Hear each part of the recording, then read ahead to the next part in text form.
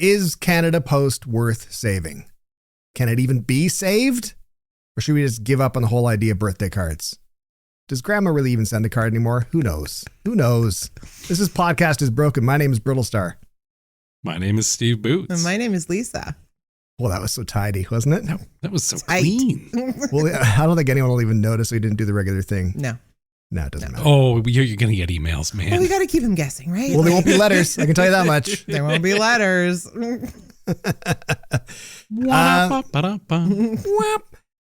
So would either one of you want to take a little run at sort of the rundown what's happening with Canada Post? Who knows most about this kind of stuff? You know about union stuff, don't you? Both of you, you're socialist weirdos. We do.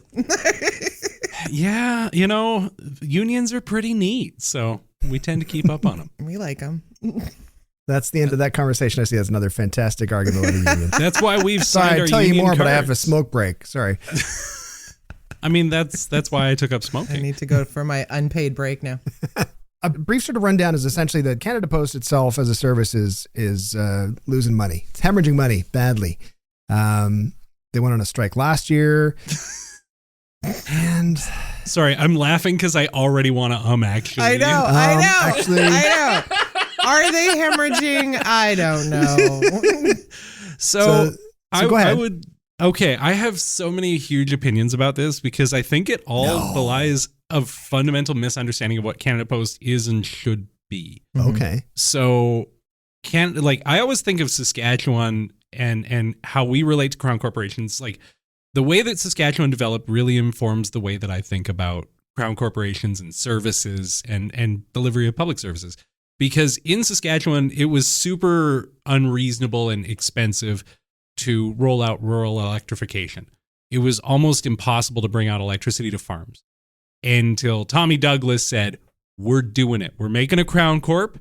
We're going to bring power to 4,000 farms by, I think, next year it was. And they did. 24 hours. I believe it was 24 hours, just like they had. But they had like a team of people, like 20 guys, just rolling out wire to farms. And it was really successful. And so he said, okay, 40,000 farms in the next 4 years, all through a Crown Corp at a huge loss. They were hemorrhaging money, as one might say. But an essential service got provided to rural areas. And now SaskPower is like this treasured thing that Saskatchewan uses to keep utility rates fairly low. Yeah. Right? It's been a massive success by any measure. And we've got all these Crown corporations that are already doing work. And for some reason, we have completely different expectations of the post office. Like CBC is a Crown Corp. We funnel public funds into them to keep them able to do their services. Don't bring up the CBC. But we see Canada Post and we're like, no, you guys gotta compete against these big private providers, but you also have to provide super expensive rural service at reasonable rates, like the same rates that you're sending to urban areas and a lot of things. And so Canada Post is being expected to compete in a marketplace where it couldn't possibly compete with the restrictions that are placed upon it. And so they're saying, well, like, oh, well, they're hemorrhaging money. Well, like, of course they are. You've set them up to fail and you've given them an expectation where they're somehow a service and a business at the same time. And it really bothers me and I'm going to stop rambling now. Well, don't, because we have a whole episode left. So save some rambling, ranting. Yeah, but that was a lot of Steve, man. That was a lot of Steve. That's okay. I think for those of you out there listening, we apologize for that much, Steve. So much, Steve. Take 2 Lisas and 1 Brittlestar and call us back in the morning. Can you tell I literally just wrote like a super long script about this an hour ago? It's interesting because, but the argument, of course, and my view is very similar in the sense that I feel that it's a public service. I think it should be a public service. And the fact that it's meant to, when they say it didn't profit, it's like, I don't care if it profits. Like, who's getting rich off this thing? I don't need to get rich. I just needs to pay for itself. We need to figure out how to do that. I have lots of problems with the post office in general. But I see it as a public service, though. I see it as absolutely necessary public service. One that if we got rid of, we would never get back again. And we might need it at some point for communication's sake. We might need it. However, the devil's advocate side of me is also saying, comparison to Saskatchewan's electric system, people are still using electricity in Saskatchewan, aren't they? It depends. So on the if day. people aren't using Canada Post, why is the Canada Post strike disruptive? Well, I don't think it is. I think it's not disruptive. I think it's disruptive. Well, it is disruptive, but it's not disruptive in the same way as the same Wait, electricity would be. Hold on. Rewind. Are you meaning to say that strike around Christmas time got broken because of a lack of disruptiveness? Do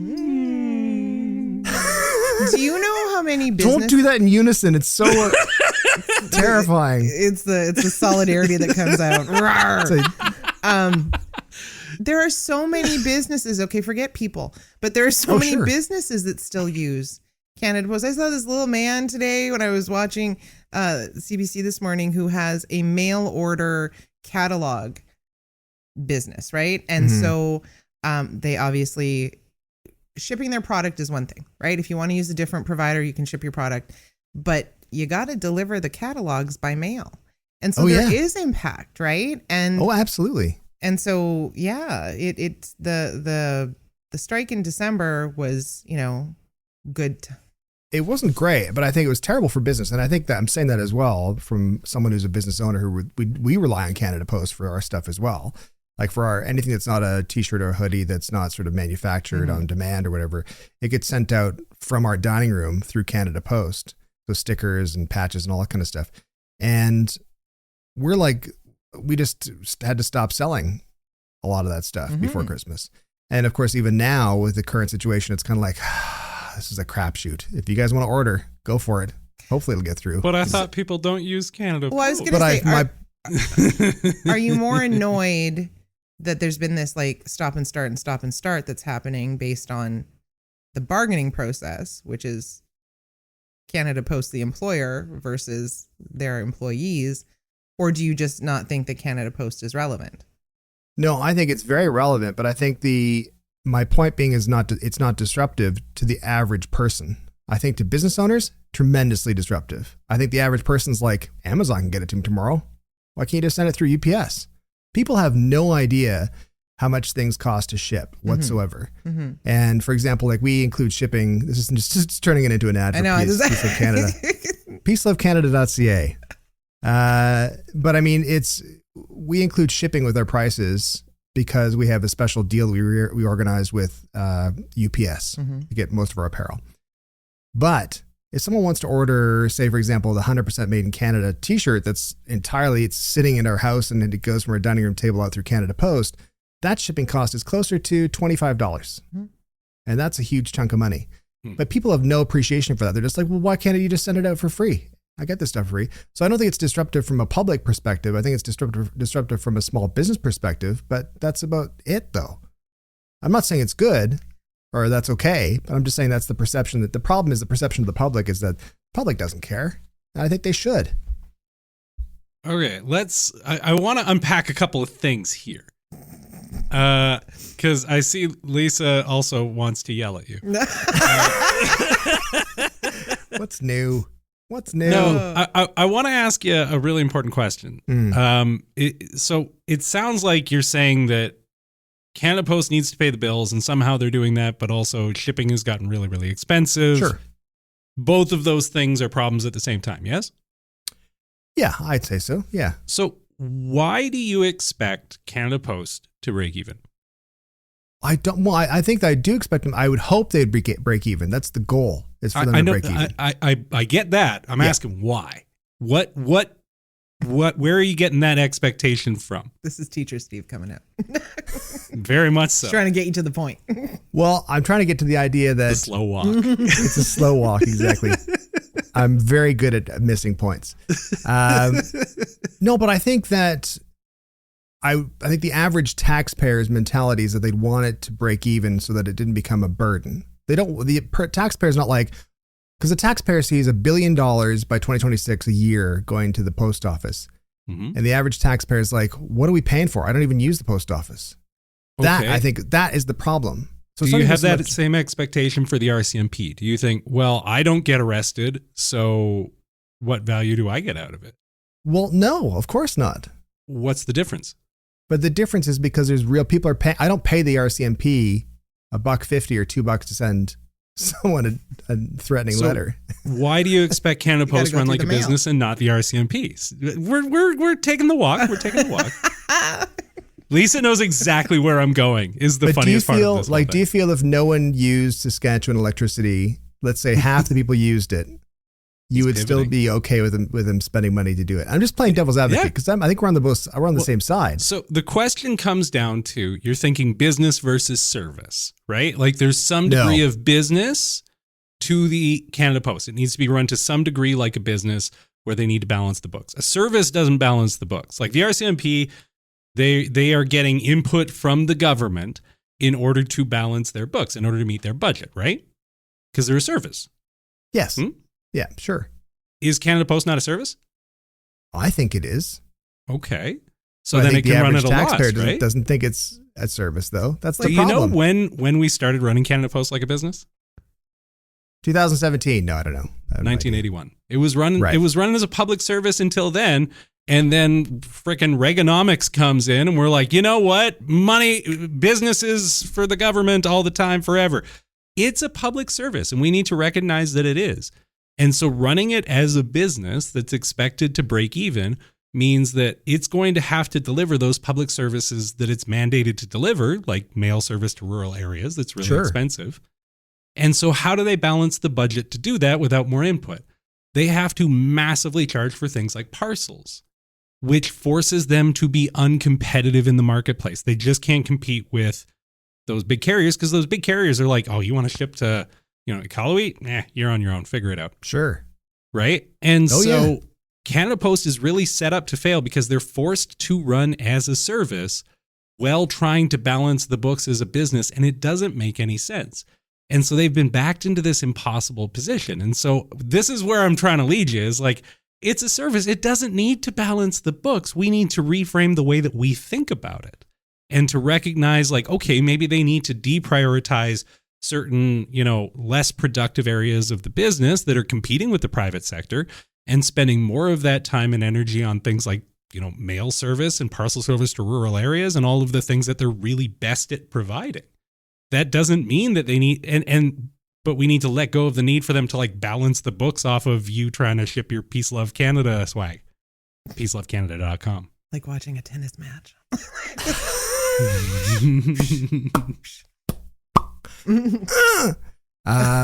This is me radicalizing you. No, exactly. I don't like it. I don't like it a bit. No, but I think what's funny is that I feel that I'm on the same side of the argument. I feel it's a public service as well. And I know it's a public service because there are times when you will ship something, say, by UPS, and they'll say, we can't ship it there.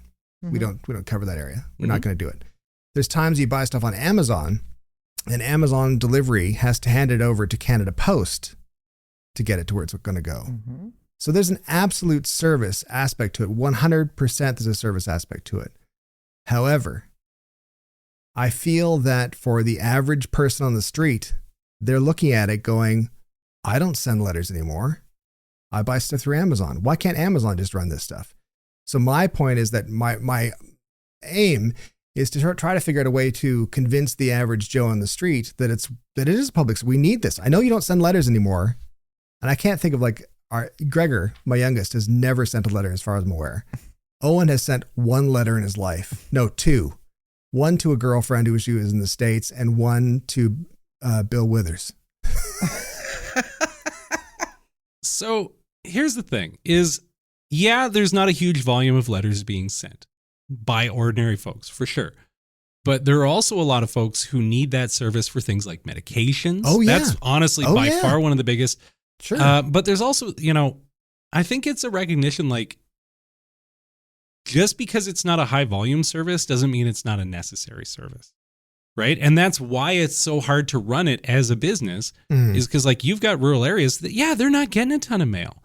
It's still important that they get their mail because in a lot of cases, you've got people who maybe don't have, like, you and I have consistent internet access and are terminally online, but not everybody is. There are lots of people who can't afford internet access. There are lots of people who don't have a phone or a computer that they can use to access e-billing. Like, it is still really important. It may not be important to you specifically, but there are a lot of folks, particularly marginalized folks, who rely on mail a lot.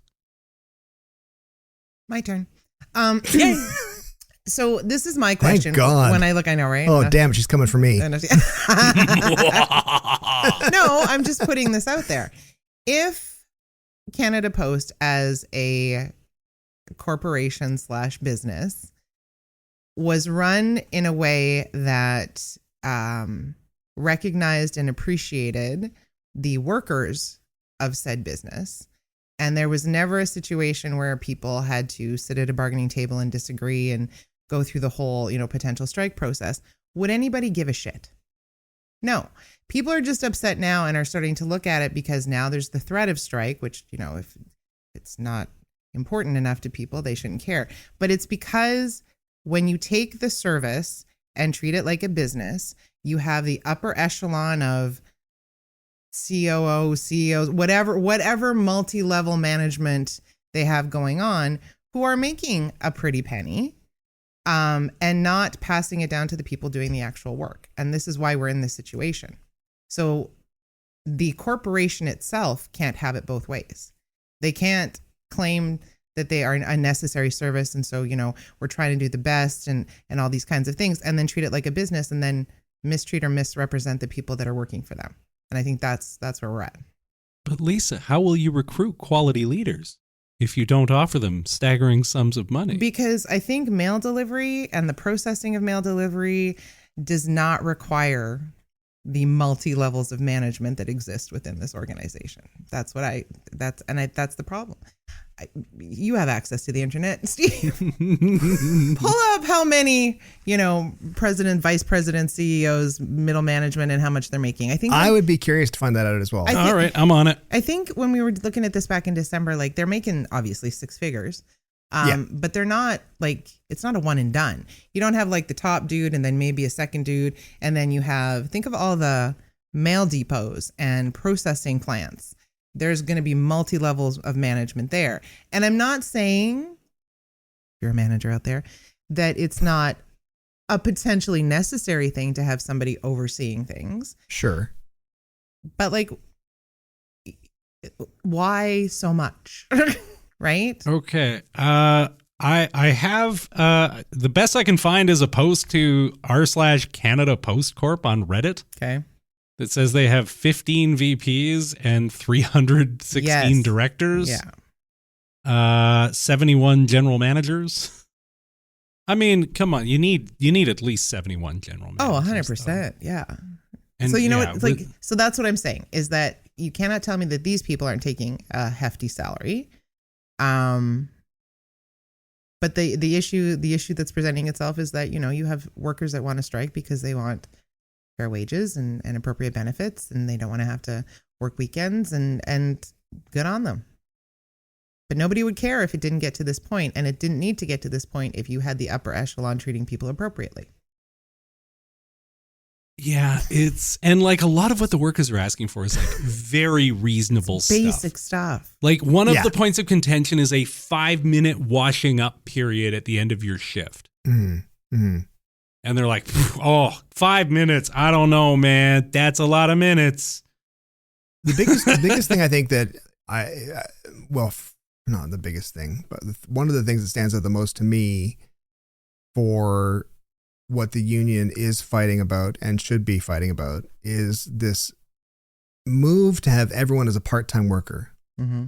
I think it's a nightmare. Crazy. I think it's the stupidest idea. I think you end up with, you think back to all those kids' books you had when you were a little kid. It'd be it's in the characters in the TV, Postman Pat and Fireman Sam and all these types of people. And the people that grew into their careers and became integral to the community. Mm-hmm. And it doesn't matter if you're working at a grocery store or whatever it is, but you just don't have that opportunity anymore. You don't have the opportunity to be, the guy who works at Sobeys and is working full time all the time. It's those jobs are few and far between. And it's not a new thing. When you, I'll give another example of a service, healthcare. Yeah. When in Alberta, and I'm sure it's the same in Saskatchewan, you used to go to be a nurse or whatever it is, and you worked full time. You worked, 5 days a week, and those types of positions don't exist. They're few and far between. They got rid of a lot of full-time positions and have them at 0.5s or 0.8s or what have you. You never get that back. Once a full-time position is gone, you never get that back. And it forces people who are not going to be able to sustain a living working part-time to have multiple jobs or hold multiple different positions. And then it's what is the commitment to each job that they have to have, right? It's not, people look at that as a cost saver. It actually isn't. It ends up costing people more money. And it's often to keep them below the thresholds for things like medical benefits. Yeah. But yeah, one of the things that Cup W is fighting for is a 20-hour minimum, which, like, how is that a big ask? Oh, it's not at all. Like, it's just so wild to me that these are points of contention. It's like, just give people full-time work. Like, I remember even not that long ago, I worked as a lifeguard. One of my coworkers went and got a job with Canada Post, and they were super excited about it. It was like this amazing gig for them. They were able to support their family off of it. And they've been in that job. They were in that job for like 20 years, but their salary never moved. Like Stephen Harper rolled out a wage freeze in 2011, I think it was. And they've just been getting absolutely screwed over since then. And like to the point where most of the new workers, I just looked this up today, are making between 22, they start at 22 an hour and top out at 30 for a letter carrier. Right. And it's like, that's like, you've got to work a couple years to be making a living wage for most places in Ontario there. Yeah. Oh, yeah. Yeah. And like, I feel like that's a good public service job that should be a good living. Like, I don't think it's asking for people to get rich to be making a fair bit more than that. No, and I don't think what's interesting is I made a joke today in a video about how one of the most truest aspects of the Canadian national identity, or the most truest examples of Canadian national identity, is that you can be angry at the people that are delaying your mail, but at the same time defending them. And that's kind of the situation with Canada Post, where and I think people get angry about it, and they think, unions, they're terrible. And they find out how much people are making. You're like, that's not really enough money to live. You need more money than that. Yeah, but people will still complain that it's too much, right? Like, I mean, it's the nature of the beast. But I'll tell you. Crabs in the bucket. Right. Crabs in the bucket. Yeah. Not just a great chaos song. No, not just a great Canadian. They're trying to get down. I ordered a package, and generally when I order, because I order anyway, it doesn't matter, but it usually takes. Please tell us your shopping history. We need to know, or we're going to fill in the blanks. No, like it's something that. And it came with a warning like normal, but the air holes were plugged. Yeah, exactly. Right. It's something that I order frequently. Oh God, no, I'm super excited. Better. It's just a repeated package. Mind your business. But anyway, it comes from BC. That doesn't help what I'm saying at all. I just realized. No, but it comes from BC, and usually from the time that I place my order to when I get it, it's like, okay, not counting weekends, 3 days. Okay. Mm-hmm. In anticipation of this cluster that was going to happen, the place where I purchased, they said, okay, we're going to send it UPS. Yeah. It's now been 5 days, and I don't want to hear about their volume issues. It was supposed to come yesterday. I looked at the goddamn tracking thing, right? And after the time that it was supposed to be here, as listed in my little tracking thing, they said, oh, oops, sorry. It's going to come tomorrow. I'm still waiting. I'm still waiting. Yeah. Right? So there's a certain, this is what I will say. I know my postal guy. Hi, Justin. He is loved in our neighborhood. He is the most loveliest human being. He's just always happy. It's just a big step down from Prime Minister. Right. I think that was the weirdest part. Different Justin. But like, he cares. Like he takes the time. Do you know what I mean? Like he will put the packages or whatever packages I have, like he will put them behind things so that people don't see them. He'll give me a little knock on the door. Like, I mean, he takes that extra effort. Lisa, that package you order all the time regularly from BC is here. Oink, oink. I had something delivered from Amazon. I know, because it was the only place that I could get it. I'm sitting here, doing my stuff, and I hear a thud against my door because Amazon has thrown it from 14 feet away, right? So, like, there's the difference in customer service also that I think people need to appreciate. Sure, absolutely. Yeah. So the question still is, though, how do we convince the regular Joe who's, and I say regular Joe on the street, there's a consumer aspect to that, but also the business owner. I know there's a lot of business owners who are, and we're in a position where we don't have to worry about it too much with our merch stuff. It's like, if it happens, we can ride this out. It's not a big deal. Your fabulous wealth will get you My through. fabulous wealth will carry me through. As someone said, propping up my middle-class lifestyle, to which I said, you're correct. But I mean, we don't have to worry too much about that. There's lots of businesses who depend entirely on it, who are like, okay, screw this. I can't rely on this anymore. That's great that you're fighting for better wages and better jobs and being treated better. And I'm all for that. But at the same time, the bank is like, I don't care what your principles are. Your mortgage payments due. So let's go. So what do we do to convince those people? A lot of that is people have been very much trained to side with the employer. And media has definitely a role in this. Like when you look at the Canada Post coverage, there's a lot of like, Canada Post is out of money. How are they supposed to pay these workers? And it's like, we could just, fund them. But no, that's not an option. We can't have that conversation. We could look at internal structure.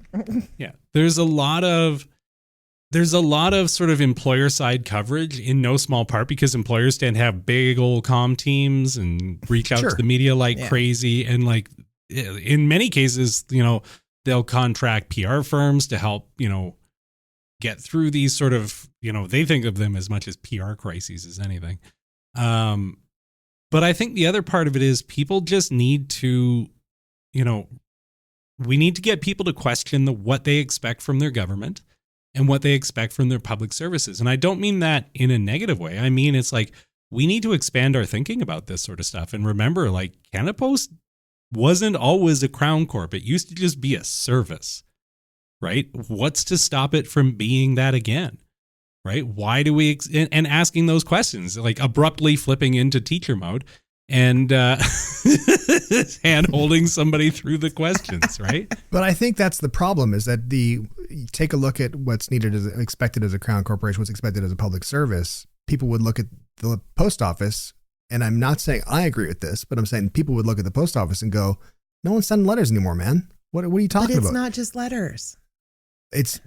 I know it's not. I understand it's not.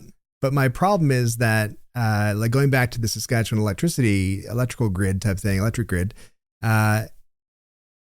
most people in Saskatchewan probably wouldn't be that cool with the idea of saying, listen, we're going to need $1 billion every year to maintain this. I know half of you or more than half of you don't use this anymore, but there are some people who depend on it. So it's a public service. Therefore, we have to give $1 billion a year to it.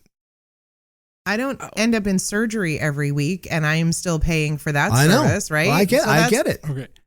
Steve's gonna burst. Okay. No, I got good stuff in my. I'm ready to go here. It's gotten crazier. The Canada Post workers actually have laid out a plan for how to do this and how to keep the postal service relevant going forward, and they're really, really good. Okay, ideas. I'm very interested because I'm very interested to hear it. Number one, postal banking. Yeah, I agree. Postal banking is amazing. Just like Britain. 100%. They've kind of got it now, but it's through a private service called Coho, and they could just do it internally. They just need to be properly funded to do it. For those at home who don't know what postal banking is, it's exactly what it sounds like. It's running your banking through the post office because there are a lot of rural communities that are really underbanked but have a post office. Yeah, I agree. And like we're not talking like small town Saskatchewan. We're talking like super, super rural communities where one of the only services in town is a post office. We have high-speed internet, rural high-speed internet. Like rural areas are super underserved by high-speed internet, and the Canada Post actually does have the resources and the infrastructure in order to help support that. Oh, yeah. And to coordinate it through those regional offices. Okay, I love this one so much. Elder check-ins. Oh, yes. An opt-in service for elder check-ins. Like genuinely. Look at this guy. There are lots of folks. Just laughing. No, He's laughing. I'm just We're laughing. the ones. We're going to be the ones sending you a check-in. I was going to say, your kids don't live with you. They're not going to check you. I'll accept. You think they're going to visit? I would love a check-in. That'd be nice. That'd be very, very sweet. I just like the reaction you both had, that all the people who are slightly less left-leaning than yourselves, when you both react, aww. Do you know how many, though, seniors live alone? Oh, my God. I know. Either don't have family or family is far away. Keep going, Steve. Sorry. So you already have people in a position of public trust who are going door to door regularly. This would be such an easy service to offer, and it would be able to keep lots of seniors aging in place. They've already done programs called Food Mail in the north where they do affordable food delivery. Yeah. What's stopping them from expanding it? I agree. What else we got? I like this one too. Turning every Canada Post office into an EV charging station. Nice. Okay. I mean, like, this is good stuff, man. I like it. And we have turning post offices into community hubs, running community events through them, that sort of thing. Like, it just really turning post offices into like a pillar of communities and recognizing, like, it's really leaning into their space as catering to really rural needs and to the needs of isolated communities. Yeah, anchoring the community. I like that idea a lot. So this is from the workers, the postal workers themselves. Yes. For the folks who want to find out more about it, it is deliveringcommunitypower.ca. That's what the plan is called. Good plan. Is it like a really good plan? I think it's, I mean, there's lots of hurdles in the way. Like the elder care thing is honestly a great idea, but have you met some postal carriers? They're not all necessarily equipped to do proper check-in. So you'd need special people to. Well, you're not doing intervention. You're just checking. No. Right? It's just a check-in, and then you would refer. And there's lots of issues. I think it's a lovely idea. It's really great. I think the charging thing is a really great idea. I think high-speed internet's a really great idea. I think banking is a phenomenal idea. It seems like a no-brainer. Yeah. Mm-hmm. Because I think becoming the anchor of a community is at the heart of all it. And I think it's great that the workers have said that. How does the I don't know how, I'm honestly asking this question. How does the union feel about that compared to how does the management of Canada Post feel about that? And I asked that question because I remember taking a tour of the letter sorting factory place in Ottawa, like the huge building that does all the national sorting for anything east of wherever, Winnipeg or something. Massive, absolutely massive. And there was we were getting this tour, and this poor fella who was doing the tour was a postal worker. And he was not management. He was just doing the tour thing. He seemed nice enough, but he seemed obviously to have given up entirely. Because he always get all the questions. People are like, I'm tired of junk mail. And his answer to that was, well, that's all of our money right now. So, and I was like, oh God, that's depressing. And then there was bins of packages and letters on the ground that were marked Tuesday, Wednesday, Thursday. This was Tuesday we were there. And there was Wednesdays and Thursdays still there. And I was like, what? Why are they not going? Like, it wasn't like people rushed off their feet. It was like, I don't understand. Unless there's a block somewhere else, like a blockage somewhere else, a bottleneck. It seemed like they were being deliberately withheld, like deliberately paced, as opposed to let's get them out as quickly as possible. Possible that like the shipments were going out on different days because of different planes or trucks to different regions. I don't know. Maybe. There's a lot that goes into it. Like, but it wasn't geographic. Those are all on break. But it wasn't geographically split. But that's my question, though. Is that the management that's doing that, or is that the union that's doing that? And here's another story to add to this, just before you answer this question. I'm just setting this up with a huge setup. Because listen, I took a lot of punches in the first half of this episode. I got to come back a little bit. I didn't hear no bell. Go ahead. I also remember this is where people's attitudes towards the postal union, like the CUPW union, gets a little bristly. And the one example I have personally is I remember having our office downtown, and the postal carrier used to open our office door and throw our mail on the ground. And there was a waiting area and a table less than 8 feet from the door. I was like, fuck. I remember because that's every the first day, swear of the episode, friends. Yeah, which is surprising. But he would literally come in and throw it in the ground. He would like look at us and throw it in the ground. And it's like, what's going on? So I went out after him one time. I was like, what's the deal? Mm-hmm. Like, why? The table's right there. It's not a big deal. But if the floor is wet, this is not awesome for you to do this. And the union sent back someone with a teeter stick to make sure it was under whatever it is, 10 feet from the door. And it was. And after that, it was all delivered to the table, which is great, which is lovely. And I feel like that kind of impression that people have of the union is like, well, are they even going to be, what if they got banking? Is that just going to be a nightmare? That's going to mess that up too, somehow.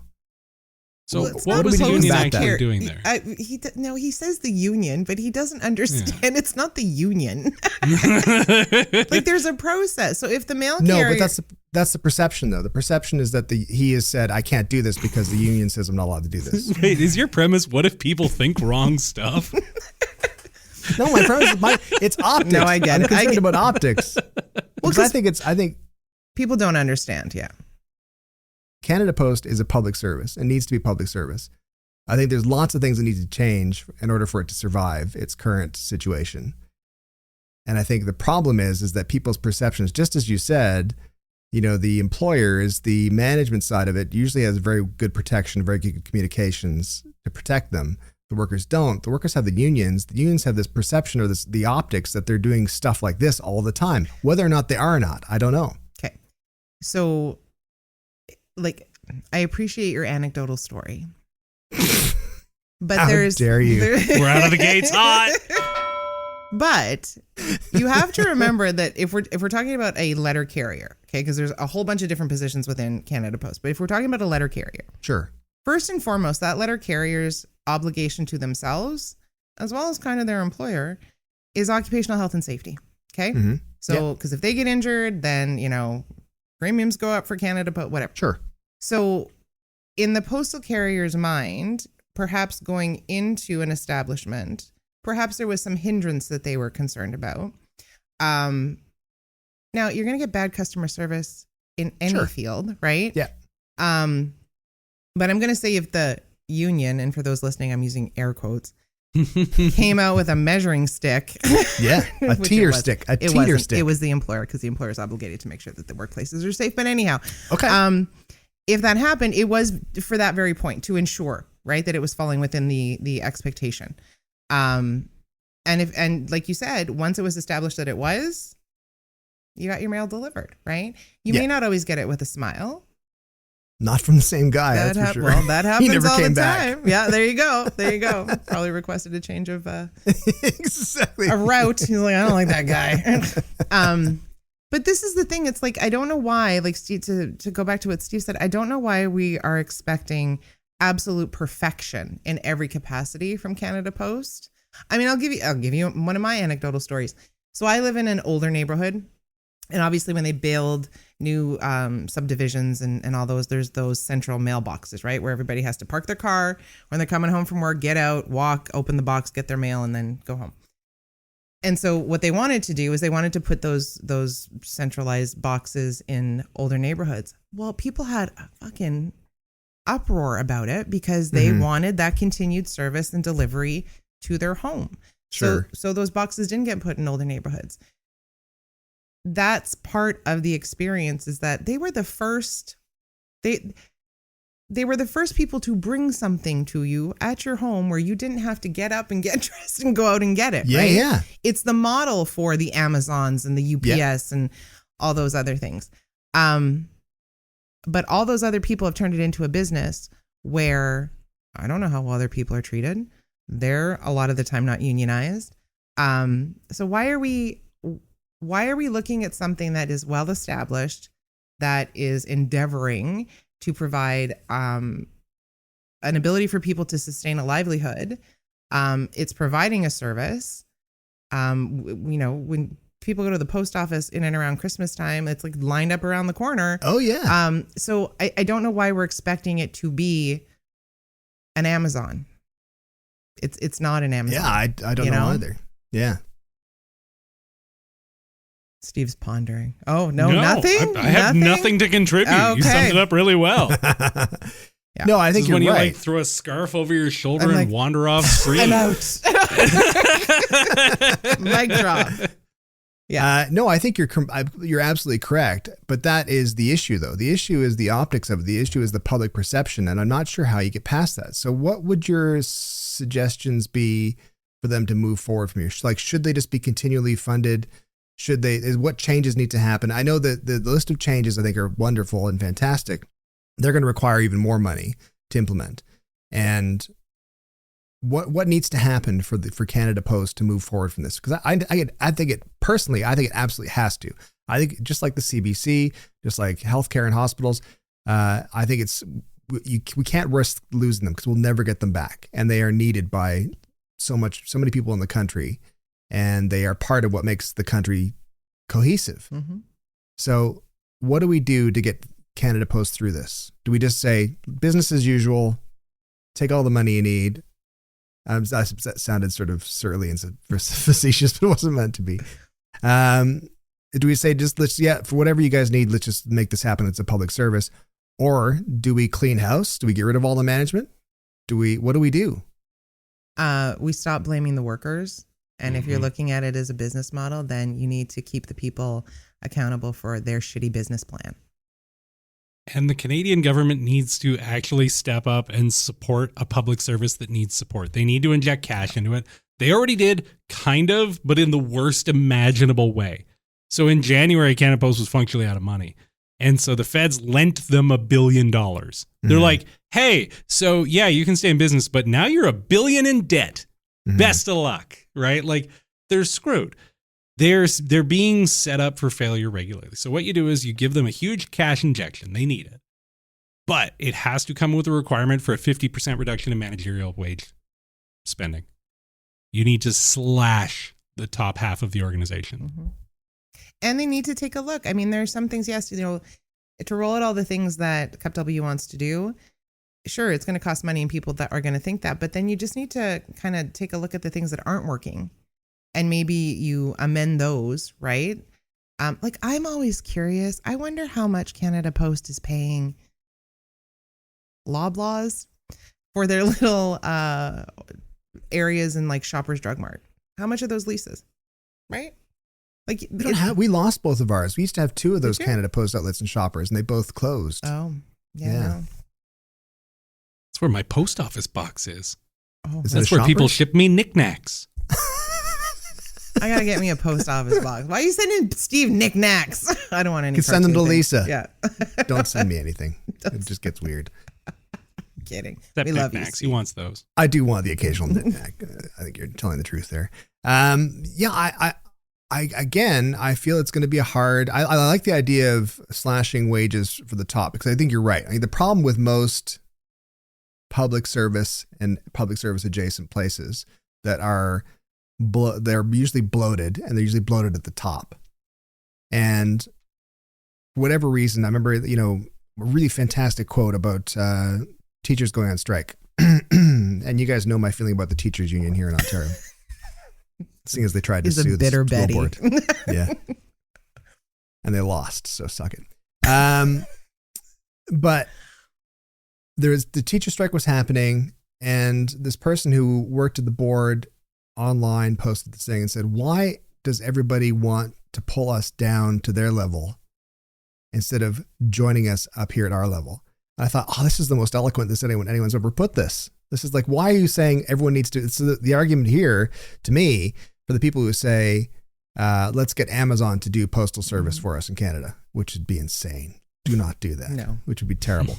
But why would we say that? Because essentially we're saying to fellow Canadians, like you're Justin the postman, hey, Justin, I want you to get paid $21 an hour instead. And I want you to make it be really hard for you to make ends meet and still be professional and still be chipper. I don't understand.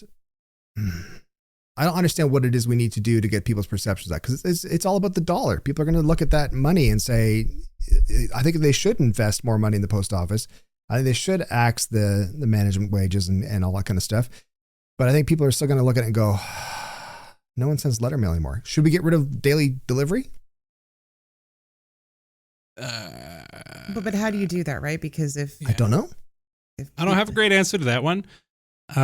Because like it's a tricky question, because I don't think you can look at any of those issues in a bubble, right? Like, I think for questions like that, I think comes as much down to looking at different regions as anything, right? Like, does every region need daily delivery? Is there a need in every community for that? I don't know. Right. That's a little beyond my expertise, but I think what is worth asking is, do the people delivering that mail deserve to be making a living wage? Here's a question for you, both of you. Do either of you still get your bills sent in paper form? Some. No. So I hope you're paying for the video, because Lisa's face. Sorry, no, I'm trying to think. No, I don't. I do get my income tax return, and I used to get my carbon tax return when I used to get that. So it wasn't not so much of a gotcha question at all, but I mean, it's just a case of that's an indicator of where people's heads are at. And I think it's partly to do with lots of reasons. Like one is that places like Rogers and Shaw and all these people that would send you a monthly bill, Bell and all that kind of stuff, they wanted to save money, and they saved billions of dollars by not sending paper bills through. For point of reference, as punishment, I never choose email bills. I always choose paper. I want them to suffer. I want them to pay. I want them to pay at least $2 to send me something. Wow. Do it. Tell me you need me to pay you. But I think that's indicative of like, that was a huge revenue source for Canada Post, right? All that just popped into my head is like, if everybody switches to paper billing, would that save Canada Post? It might.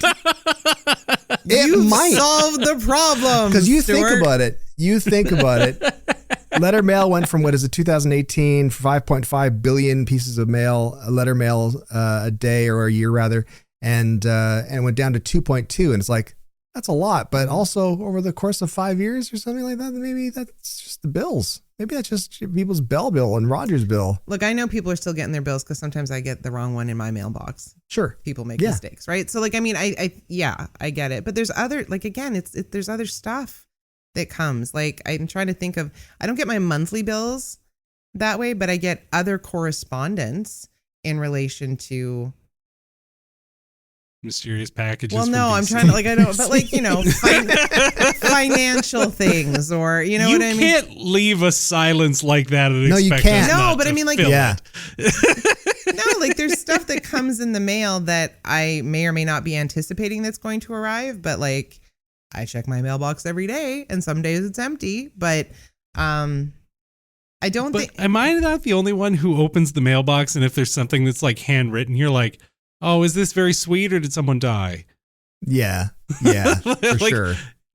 Good news seldom shows up in the mail anymore. It's usually like, hey, something awful has happened. That's part of the optics, part of the perspective of people that are like, why are we putting money into this thing? It's just such a bummer. Maybe we just need adults to write more letters to Santa. I think we are missing out on lots of creative ways for people to use the mail, because I think that people, when they realize they can't send a postcard to someone or a letter to someone, I think once you especially even our kids, even though they didn't actually send any mail, thanks for nothing, Owen Gregor.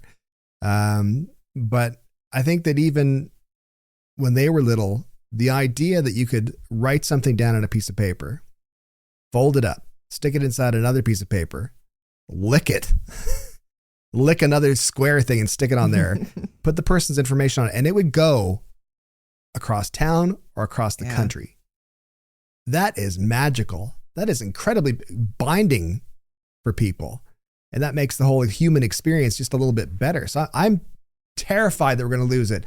And I'm worried that we've got not the greatest people in the world at the top of the system in Canada Post. And I'm worried that the perception, whether right or wrong, of the union isn't that great either. I think people are like, no one's got jobs like that. The whole idea of like, we want to drag you down to our level. Yeah, they're just walking around. I think what people need to, I think what we've lost, and obviously in talking about all the things that we talk about on a daily basis, just because it may not impact you on the daily doesn't mean that it doesn't work for other people. And we have to look at a greater good, right? There are communities, there are people who depend on this service. Like I said, I don't go to emergency every day, but I have no problem with my tax dollars funding that. Do you know what I mean? So, like let's just give them what they need. Take a look at their business plan. Because if this was an actual business, it would be failing miserably, right? And the CEOs and the VPs would be out of a job. But yeah, I firmly believe that we should support Canada Post. We should support the workers. If businesses are upset about all these kinds of things, write to one of the VPs, right? Keep the big offices accountable. Yeah, write a VP. There's so many of them. Right? Pick one. I'm sure there's regional VPs. Just randomly generate a name. Yeah. And you'll probably end up getting it to them. So. I think it's a pub. I think I would be terribly saddened if Canada Post doesn't make it through this. I think they will. So I think there's just enough people to realize we can't just abandon this entirely. No. But I think things have to change a lot. Yeah, and if there's one thing we don't want, it's for you to be terribly saddened. So no, we got to make sure. I think that's what the nation is most concerned about. This is seeing me a little, for clout. The greater good. How saddened was Stuart? Terribly? Oh God. Oh God. Give the union what they want. Sign the contract. Let's go. Ratification for everybody. Well, that was a spirited discussion, and I appreciate the insights. It was good. I think our takeaway is that we feel that Canada Post should survive. I managed to keep to my inside voice. No, you didn't. I didn't yell. No, you did worse. You talked to the you teacher emotionally tone. yelled. Yeah. Okay, it was very funny how I just sort of defaulted into that. Let's just finish off with one thing. What is the first thing Canada Post should do realistically that is going to move them past this point? They need to be more postal banking, not through a private business. Yeah, I was going to say they need to be more creative. Yeah, I was excited when I saw the postal banking thing floated, and then I was really disappointed when they brought in some private company. It's like, get out of here. I don't want that. I want it to be horrible and slow, like every government union organization. But it would be ours. Like, I'll take horrible and slow if it's ours. It'd be ours. I know if I had the opportunity to get like a Canada Post debit card or Visa or something, it'd be all about that life. Oh, totally. I think it'd be terrifying when you use it sort of in front of Americans. They'd go, oh my God. And they'd have like different designs. Be like, this one's got a goose. This one's got the queen. Yeah. It's got the queen riding a goose. It's quite a sight. They really lean into AI. And you earn money back on it to buy stamps. It would be fantastic. Oh, that's so nice. Come on, we all have the same like packet of Forever stamps in a kitchen drawer that you bought 10 years ago. It was great when they stopped putting the amount on so you could just keep using them, right? I know, because the prices are so expensive now, like compared to what they used to be, like sort of whatever. I remember back in the day being 45 cents or something to send a letter back in the 90s, and now it's like $2, I think it is now. Is it? Yeah, but you said yourself it's magic. It is magic. Listen, can't for put $2 on magic. When you what can you do slide for $2? And then you have to look again to make sure it didn't get to stuck on everything. God, I love that. We've all done that. Yeah. It's like watching Chris Angel mind freak. Right? It's, then 5 days later, it gets to where it needs to go. Yeah. Hey, listen, everyone. Thanks so much for listening and or watching. You can, of course, follow us on any of your favorite podcasting platforms. Podcast is Broken. And if you're a paid subscriber, get ready for the improvised theme song. I will be reusing my Yamaha QI10 from 1989. We like that. I think it is. And but otherwise, take care of yourselves and go mail a letter. Send a letter, for God's sakes. Bring back pen pals. Yes, but not creepy prison ones. No, exactly. Writeaprisoner.com. Is that where the packages come from? On that note, take care of yourselves, folks. Bye. See ya.